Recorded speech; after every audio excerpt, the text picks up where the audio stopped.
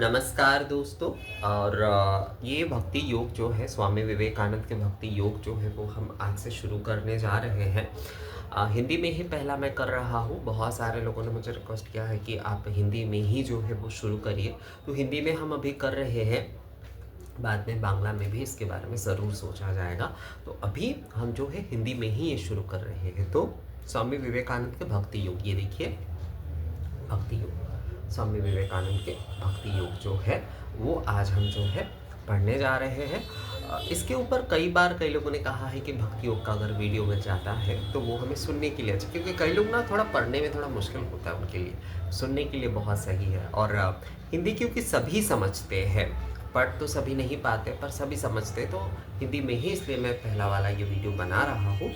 उसके बाद दूसरे भाषाओं में भी ज़रूर सोचेंगे। तो भक्ति योग स्वामी विवेकानंद, प्रथम अध्याय जो है इनके वो है भक्ति के लक्षण। तो इसमें कहा गया है, निष्कपट भाव से ईश्वर की खोज को भक्ति योग कहते हैं। इस खोज का आरंभ, मध्य और अंत प्रेम में होता है। ईश्वर के प्रति एक क्षण की भी प्रेममत्यता हमारे लिए शाश्वत मुक्ति की देने वाली होती है। भक्ति सूत्र के नारद जी कहते हैं, भगवान के प्रति उत्कट प्रेम ही भक्ति है, अर्थात अहेतुकी जो प्रेम है उसे ही भक्ति कहा जाता है। जब मनुष्य हमें प्राप्त कर लेता है तो सभी जब मनुष्य इसे प्राप्त कर लेता है तो सभी, मतलब इस भक्ति को, ये अहेतुकी भक्ति को जो प्राप्त कर लेता है तो सभी उसके प्रेम पात्र बन जाते हैं। वो किसी से घृणा नहीं करता, वो सदा के लिए संतुष्ट हो जाता है। इस प्रेम से किसी एक काम्य वस्तु की प्राप्ति नहीं हो सकती, क्योंकि जब तक सांसारिक वासनाएं घर किए रहती है तब तक इस प्रेम का उदय ही नहीं होगा।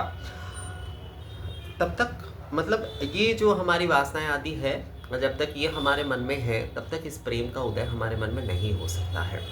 तो ये एक बहुत ज़रूरी लाइन है कि इस प्रेम से किसी काम्य वस्तु की प्राप्ति नहीं हो सकती, क्योंकि जब तक सांसारिक वासनाएं घर किए रहते हैं हमारे मन में तब तक इस प्रेम का उदय ही नहीं होता है, तब तक ये प्रेम का उदय ही नहीं होता है। तो भक्ति, हम कहते हैं ना कि हम भक्ति से कर रहे हैं आदि, भक्ति एक बहुत बड़ी विषय है। जब तक वासना आदि नहीं चले जाए, हाँ वो वैधि भक्ति हम बोल सकते, पर भक्ति का मूल जो विषय है वो जब तक वासनाएं खत्म नहीं होता तब तक भक्ति होना संभव नहीं है। भक्ति कर्म से श्रेष्ठ है और ज्ञान तथा योग से भी उच्च है, क्योंकि ये इन सब का एक ना एक लक्ष्य है ही, पर भक्ति स्वयं ही साध्य और साधन स्वरूप है। हमारे देश के साधु महापुरुषों के बीच भक्ति ही चर्चा का एक विषय रही है। भक्ति की विशेष रूप से व्याख्या करने वाले शांडिल्य और नारद जैसे महापुरुषों को छोड़ देने पर भी स्पष्टतः ज्ञान मार्ग के समर्थक व्यास सूत्र के महान भाष्यकारों ने भी भक्ति के संबंध में हमें बहुत कुछ दर्शाया है। भले ही उन भाष्यकारों ने सब सूत्रों की ना सही, पर अधिकतर सूत्रों की व्याख्या शुष्क ज्ञान के अर्थ में ही की है, किंतु यदि हम उन सूत्रों के और विशेषकर उपासना कांड के सूत्र के अर्थ पर निरपेक्ष भाव से विचार करें तो देखेंगे कि उनकी इस प्रकार यथेच्छ व्याख्या नहीं हो सकती। वास्तव में ज्ञान और भक्ति में उतना अंतर नहीं जितना लोगों का अनुमान है, पर जैसा हम आगे देखेंगे ये दोनों हमें एक ही लक्ष्य स्थल पर ले जाते हैं। यही हाल राजयोग का भी है। उनका अनुष्ठान जब मुक्ति लाभ के लिए किया जाता है, भोले भाले लोगों की आंखों में धूल झोंकने के उद्देश्य से नहीं, तो वो भी हमें उसी लक्ष्य पर पहुंचा देता है। अर्थात जैसे, मतलब यहाँ पर भोले भाले लोगों की विषय में कहा गया है कि जैसा कि ये बहुधा ढोंगी और जादू करने वाले लोगों के विषय में कहा जा रहा है। भक्ति योग का एक बड़ा लाभ ये है कि वो हमारे चरम लक्ष्य अर्थात ईश्वर की प्राप्ति, चरम लक्ष्य की प्राप्ति का सबसे सरल और स्वाभाविक मार्ग है, पर साथ ही ये उससे एक विषय भय की ये आशंका ये है कि वो अपनी निम्न या गौनी अवस्था में मनुष्य को बहुधा भयानक मतांध और कट्टर बना देता है। हिंदू, इस्लाम या ईसाई धर्म में जहाँ कहीं इस प्रकार के धर्मांध व्यक्तियों का दल है, वो सदैव ऐसे ही निम्न श्रेणी के भक्त द्वारा गठित हुआ है। ये एक बहुत ज़रूरी लाइन है। वो इष्ट निष्ठा जिसके बिना यथार्थ प्रेम का विकास संभव नहीं है, अक्सर दूसरे सब धर्मों की निंदा का भी कारण बन जाती है। मतलब हमारे ये जो इष्ट भक्ति है, ये जब तक प्रबल नहीं होता है, हम कुछ विषय को लेकर ही बहुत ज़्यादा मतलब जो है उसे बड़े कर देखते हैं। कुछ सारे विषयों को लेकर एक संगठन बना देते हैं, पर हमारा मुख्य जो है वो ईश्वर भक्ति है। अगर वो हो जाता है तो उसमें जो है ये सारे विषय, किसी की निंदा आदि करना, ये उतना महत्व नहीं रखता है। प्रत्येक धर्म और देश में जितने सब दुर्बल और अविकसित बुद्धि वाले मनुष्य हैं, वे अपने आदर्श से प्रेम करने का एक ही उपाय जानते हैं, और वो है अन्य सभी आदर्शों को घृणा की दृष्टि से देखना। ये बहुत खतरनाक वाले विषय है कि हम अपनी संस्कृति को श्रेष्ठ मानते हुए दूसरे की संस्कृति को गलत मानते हैं।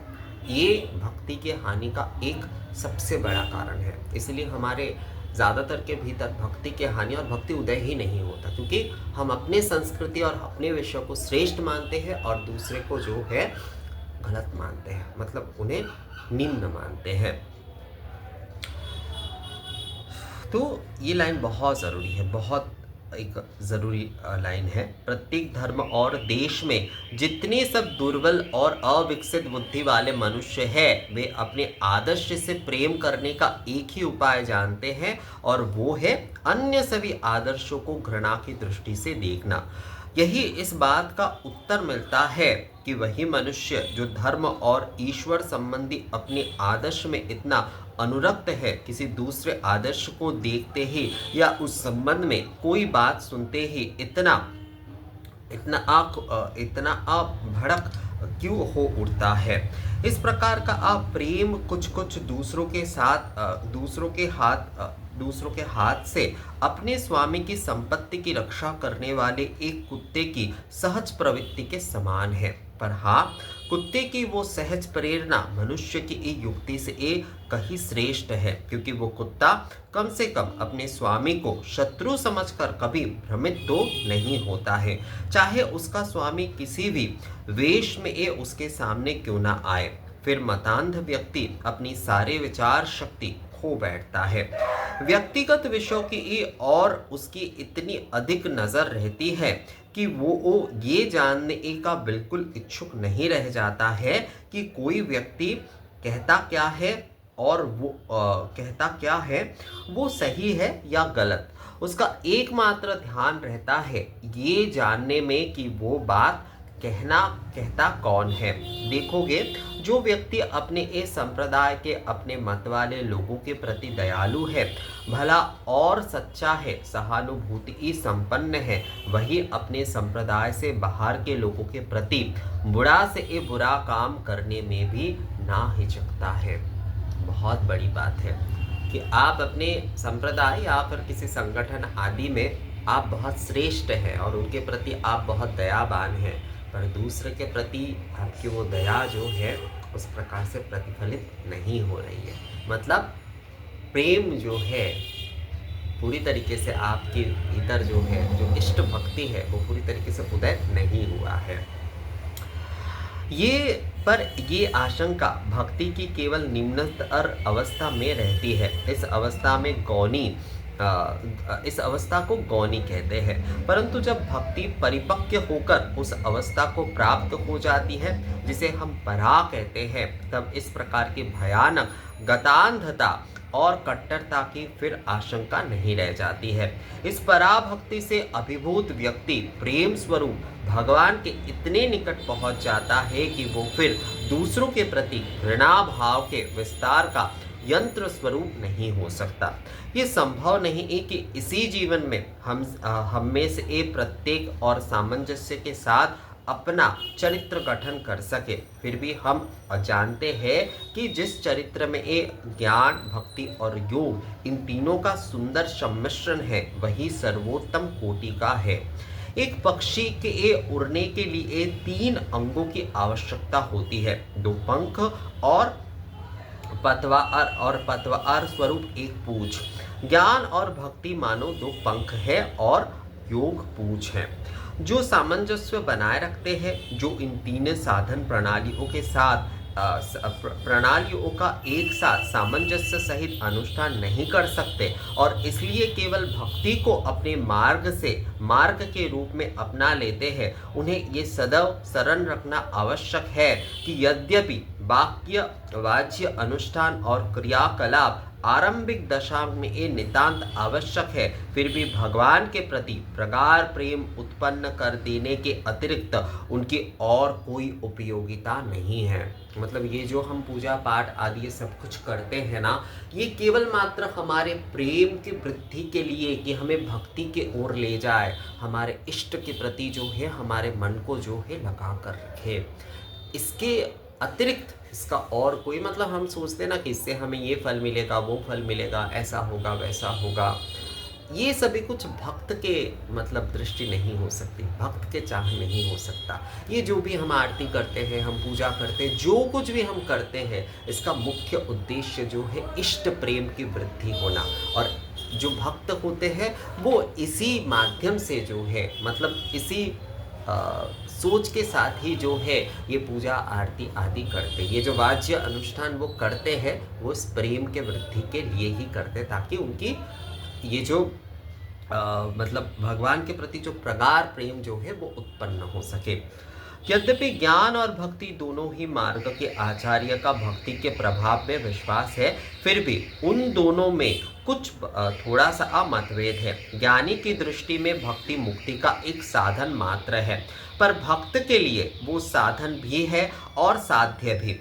मेरी दृष्टि में ये भेद नाम मात्र का है। वास्तव में जब भक्ति को हम एक साधन के रूप में लेते हैं तो उनका अर्थ केवल निम्न स्तर की उपासना होता है, और वो निम्न स्तर की उपासना ही आगे चलकर पराभक्ति में परिणत हो जाती है।